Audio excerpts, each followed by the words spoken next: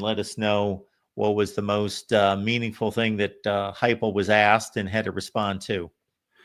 Yeah, the thing with Josh Heupel is if you spend enough time around him, watch enough of his press conferences, he is an artist at telling you absolutely nothing. Unlike some of the other coaches that we've seen walk through the doors at Tennessee who were trying to dominate the press conferences instead of the field, that's not where his priorities are. He was asked about the quarterback situation, as you might expect. And he said that it is an open competition and that Joey Aguilar is not starting just yet.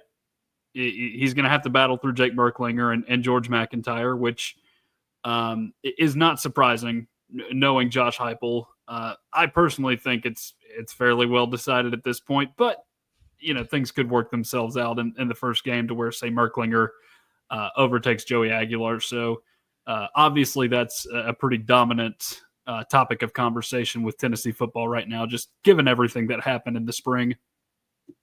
And with everything that did happen in the spring, although that's ancient history, old news, since we have yet to talk about it, Tucker, what was your take on the Tennessee stance against Nico? I'm going to sound like a homer here, but I think it was ultimately the right thing to do. Josh Heupel was, and this was after he went up on the podium today, but he visited with the SEC Network set, and he said, "I love Nico." That's a direct quote. I actually think there is truth in that statement. I just don't think he liked the dad, didn't want to have to deal with the family, because I think they were the ones really turning the wheels here. And unfortunately, it's just becoming a common thread now in college athletics where a lot of these kids, either parents or just other people in their lives, are making decisions for them rather than letting the kids make the decisions for themselves. So ultimately, I think Tennessee did the right thing. And who knows, it could set a trend in college athletics here pretty soon.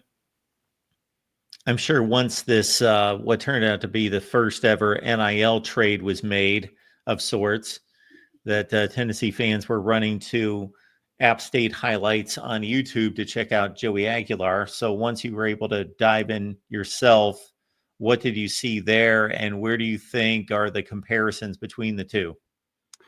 I got to be completely honest, Mark. I have watched the highlights. In terms of accessibility, it's a little bit difficult with them just because, Appalachian State is not broadcast on ESPN every single Saturday. But I did get to see some of his stuff against Clemson and North Carolina, and there were some good things in there. But I think the biggest takeaway that I have is we're not really going to know what all Joey Aguilar has in store up until Tennessee plays Syracuse that first Saturday. And we're going to learn pretty quickly what's going to happen with this quarterback room, because you got that game, and then 2 weeks later you get Georgia at home, which is a big test. And I'm pretty glad that we're going to know this stuff early on, because I don't like lingering quarterback competitions too far into the season, like, say, what you had at Oklahoma last year, where you benched Jackson Arnold for Michael Hawkins Jr., and it turns out Hawkins Jr. is not the guy, so you got to go back to Jackson Arnold. I don't like situations like that. We got Tucker Harlan stopping by, breaking down Tennessee football for us. The Vols showed up at SEC Media Days today, and you can catch Tucker's work. They're hosting Tennessee at the Voice of College Football. That show's Monday at 8 Eastern, correct? Yes, Monday at 8 Eastern. Perfect. I've lost track of these shows. I need my list in front of me because there's just way too many to keep track of. But it's the Tennessee show. We got a Vols channel here, folks. And Tucker does a great job with the show each and every Monday at 8 Eastern. So check it out there. Without James Pierce and the rest of this, it's not just him.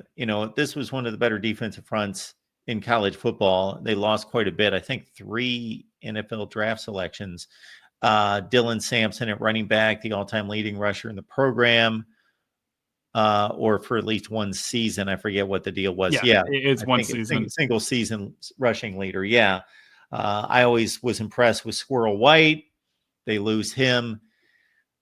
Pretty much all new skilled position players for the most part, I think, for Tennessee. And with what I just mentioned with the defensive line losses, not a lot expected out of the Vols this year. Are you going into this season with tempered expectations, or are you thinking, hey, people are sleeping on us? I'm leaning more toward option B here, honestly, and obviously this could sound like a homer take, and that's fair if you want to call me out for that. But I do think that this team could surprise some people this year potentially. And the big thing too is, and I would compare it a little bit to the schedule Missouri had last season. A team that is not necessarily supposed to get better after having a good season, but the schedule doesn't allow it to get much worse, if that makes sense. I believe 9-3 is very attainable. And I think that, looking at the big three games, I think those are all games that right now I say Tennessee loses. I said on our Florida show, I think back in May, that right now to me is the hardest game on paper for Tennessee, just because the most at quarterback there with DJ Lagway. Not so much with Georgia and Alabama just yet, but not at all going to say Tennessee will win those games right now. But you look elsewhere, Oklahoma is the other big one that kind of stands out this year. Josh Heupel has only lost 4 games at home. 2 of them are Georgia. The other 2 were both in 2021 to Kenny Pickett and ACC champ Pittsburgh. And then, of course, the infamous Ole Miss game. But, of course, Ole Miss went on and played in a Sugar Bowl that year. So that was a very good football team that came in there and won. So, and obviously, Josh Heupel, he's going to be motivated to play Oklahoma every single year just because of the falling out that he had with the Stoops family back when Bob Stoops let him go back in, 2014, I believe. So always going to be motivated for that game. And then I just look at some of the other SEC games. I mean, maybe Mississippi State gets 2 or 3 wins before and gives Tennessee a tough game. Obviously, the Syracuse game is a bit of a tester early in the season, but Kyle McCord is gone. He was a proven commodity at quarterback. Steve Angeli, at least as of right now, is not that. That's something that could change, but we'll just see. After everything that's happened both last season and then into the offseason, there's no reason Tennessee shouldn't be motivated to come out and just absolutely kick Arkansas and Vanderbilt in the teeth when they come to town. And then when Tennessee is competent, Tennessee does not lose to Kentucky. So, you can be low on Tennessee all you want, but just look at the schedule and tell me where there's more than 4 losses, really. I think 8-4 is a season that, it shouldn't be considered a disappointment. It's not what Tennessee wants necessarily, but 9-3 or better, that should be considered a great success, given everything that's happened in the offseason.